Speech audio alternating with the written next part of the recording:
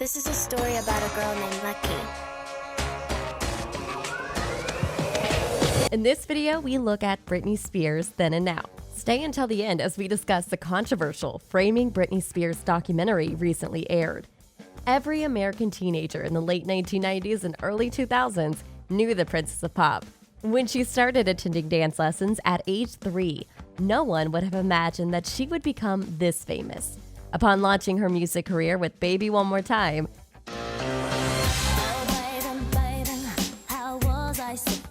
she was labeled a teen idol.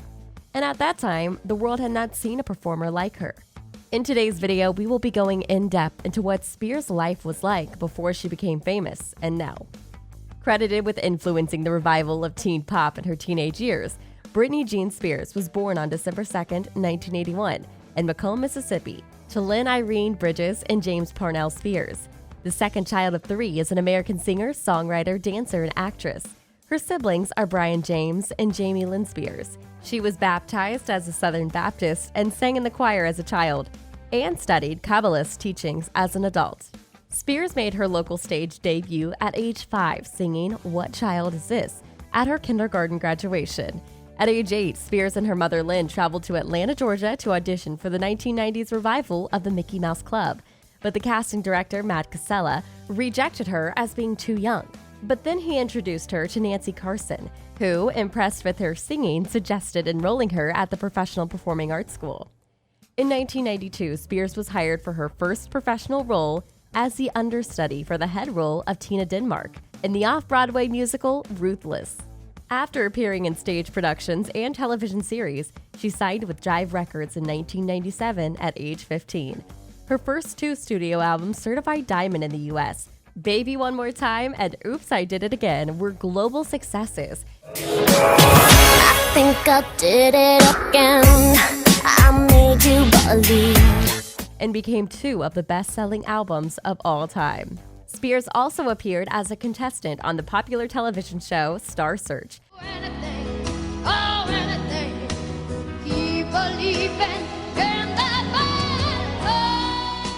And was cast in several commercials. In December 1992, she was cast in the Mickey Mouse Club alongside Christina Aguilera, Justin Timberlake, Ryan Gosling, and Kerry Russell. In June 1997, Spears was in talks with manager Lou Pearlman to join the female pop group Innocence. Lynn asked a family friend and entertainment lawyer Larry Rudolph and submitted a tape of Spears singing over Whitney Houston karaoke song, along with some pictures.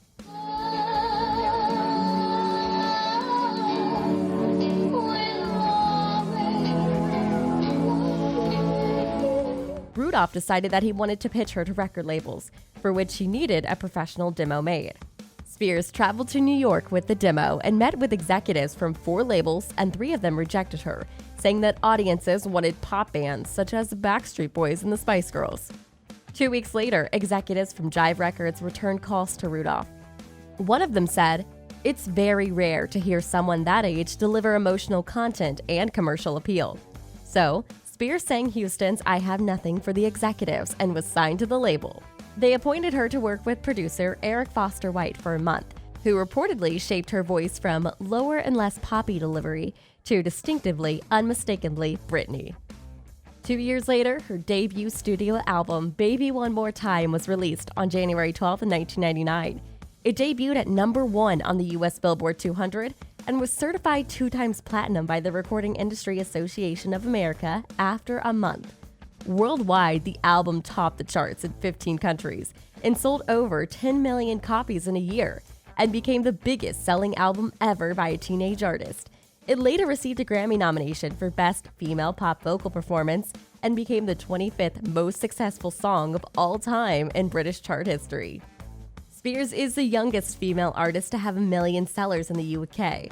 Oops, I Did It Again, Spears' second studio album, has sold over 20 million copies worldwide till date. In 2001, she performed as a special guest in the Super Bowl 35 halftime show headlined by Aerosmith and NSYNC. Her career success was highlighted by Forbes in 2002, as Spears was ranked the world's most powerful celebrity. In June 2002, Spears opened her first restaurant, Nyla, in New York City. Her story is not without personal challenges, as she's had some relationship issues. July that same year, Spears announced that she would take a 6-month break from her career. However, she went back into the studio in November to record her new album. The following month, Justin Timberlake released the song Cry Me a River after his relationship with Spears ended. The music video featured a Spears lookalike and fueled the rumors that she had been unfaithful to him. As a response, Spears wrote the ballad Every Time with her backing vocalist and friend, Annette Artani. 2 years after, Spears married her childhood friend, Jason Allen Alexander, at a Little White Wedding Chapel in Las Vegas, Nevada. The marriage was annulled 55 hours later, following a petition to the court that Spears lacked understanding of her actions. June 2004, Spears fell and injured her left knee during the music video shoot for Outrageous. She underwent arthroscopic surgery. She was forced to remain 6 weeks with a thigh brace, followed by 8 to 12 weeks of rehabilitation. A month after, Spears got engaged to American dancer Kevin Federline, whom she had met 3 months before. They held a wedding ceremony on September 18, 2004, but were not legally married until 3 weeks later on October 6 due to delay finalizing the couple's prenuptial agreement. In October of that same year, Spears took a break to start a family. August in 2005, she released Someday I Will Understand, which was dedicated to her first child, a son named Sean Preston, who was born the following month. She gave birth to her second son, Jaden James. Her marriage with Federline went down south in November 2006 as she filed a divorce with him, citing irreconcilable differences. However, their divorce was not finalized till the following year, when the couple reached a global settlement and agreed to share joint custody of their sons. In November 2009, Spears released her second greatest hits album, The Singles Collection, and in May 2010, her representatives confirmed she was dating her agent, Jason Trawick, and that they had decided to end their professional relationship to focus on their personal relationship. In November 2017, Forbes announced that Spears was the 8th highest earning female musician, earning $34 million at the time. She's now estimated to be worth $60 million in 2021. Despite all her personal struggles, Spears still focused on achieving success in her career. She has earned numerous awards and accolades, including a Grammy Award, 13 Guinness World Records, 6 MTV Music Awards, 7 Billboard Music Awards, including the Millennium Award, and a star on the Hollywood Walk of Fame. Amidst all these, she founded a charitable entity set up to help children in need, and in March 2020, she participated in the #DoYourPart challenge, which entails helping people with anything they might need during the coronavirus crisis. She told fans to send her messages on Instagram if they need supportive words during the pandemic, with Spears picking 3 fans. Her life certainly hasn't been short of complications. When she was going through trauma, Spears was placed under a court-sanctioned conservatorship, her father, Jamie Spears, running the show. What was supposed to be a temporary order has now been in place for 13 years, with many aspects of the star's life, career, and finances. She is reported to be worth $60 million out of her hands. While clearly an unusual step, it seemed from the outside at least to be working to some extent, if not completely harmonious. Spears went on to release 4 more albums and held a multi-million-dollar residency in Las Vegas under the order, also known as a guardianship. But in recent years, the voices of fans questioning the legal ruling, calling to #Free Britney, have been growing louder. In August 2020, a Los Angeles court heard Spears' request to end her father's strict control. At another hearing in November 2020, her lawyer told the court the star was scared of her father and will never resume her singing career while he has power over it. In Framing Britney Spears, new documentary by the New York Times, director and producer Samantha Stark aims to fill in some of the gaps about the conservatorship and the ongoing court battle. If you haven't seen it yet, it's definitely worth watching.